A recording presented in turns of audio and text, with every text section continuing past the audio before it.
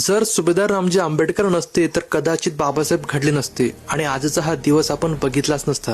2 February ज्या वडिलांनी तुमचा माझा वर्तमान आणि भविष्यकाळ बदलला त्यांचा स्मृती दिवस। चला तर त्यांच्याविषयी काही इंटरेस्टिंग फॅक्ट बघूयात। फॅक्ट नंबर 8, सुभेदार रामजी आंबेडकर यांचे मूळ आडनाव सपकाळ हे होते। फॅक्ट नंबर 7, सुभेदार रामजी आंबेडकर यांचे कुटुंब लढाऊ परंपरेचे होते। त्यांचे वडील तसेच आजोबा हे दोघेही ब्रिटिश लष्करात नोकरीत होते। फॅक्ट नंबर 6, सुभेदार रामजी आंबेडकर यांनी वयाच्या 18 वर्षी सैनिक म्हणून सैन्यात भरती घेतली। त्यांच्या कार्यकर्तृत्वाने त्यांनी सैनिक ते सुभेदार असा प्रवास केला। तसेच अभ्यासू वृत्तीमुळे शिक्षक ते मुख्याध्यापक पदापर्यंतही त्यांनी मजल मारली। फॅक्ट नंबर 5, सुभेदार रामजी आंबेडकर यांचे वडील रामानंद पंथाचे अनुयायी होते तर स्वतः रामजी आंबेडकर हे कबीर पंथाचे अनुयायी होते। पुढे त्यांचे पुत्र डॉक्टर बाबासाहेब आंबेडकर यांनी हे दोन्ही पंथ सोडून बौद्ध धर्म स्वीकारला। फॅक्ट नंबर 4, सुभेदार रामजी आंबेडकर यांना फुटबॉल, हॉकी आणि क्रिकेट या खेळामध्ये विशेष रस होता। या तिन्ही खेळात ते निपुण खेळाडू होते। फॅक्ट नंबर 3, सुभेदार रामजी आंबेडकर हे ज्योतिबा फुले यांचे घनिष्ठ मित्र आणि त्यांचे मोठे समर्थक होते। Fact number 2, doctor Babasaheb Ambedkar यांना रात्री अभ्यासाची सवय लागावी आणि त्यांचा अभ्यास चांगला व्हावा यासाठी सुभेदार रामजी आंबेडकर हे दिवसभर कष्ट करूनही रात्रभर त्यांच्यासोबत जागरण करत असत। फॅक्ट नंबर 1, सुभेदार रामजी आंबेडकर यांनी डॉक्टर बाबासाहेब आंबेडकर यांना केवळ नोकरी मिळवण्यासाठी नाही तर समाजाचा उद्धार करण्यासाठी शिक्षित केले। यासाठी त्यांनी बाबासाहेबांच्या बडोद्याच्या नोकरीलाही विरोध केला होता। मित्रांनो, या काही फॅक्ट वरून एक गोष्ट सिद्ध होते की महापुरुष जन्मत नाहीत, ते घडवले जातात आणि बाबासाहेबांना घडवणारे पहिले क्रांतिकारक म्हणजे सुभेदार रामजी आंबेडकर। मित्रांनो, सुभेदार रामजी आंबेडकर यांच्या कष्टांना अभिवादन करण्यासाठी या रीलला लाईक करून मोठ्या प्रमाणात शेअर करा। आणि हो, यामधील कोणता फॅक्ट तुम्हाला आवडला कमेंट मध्ये नक्की सांगा। नमो बुद्धाय, जय भीम।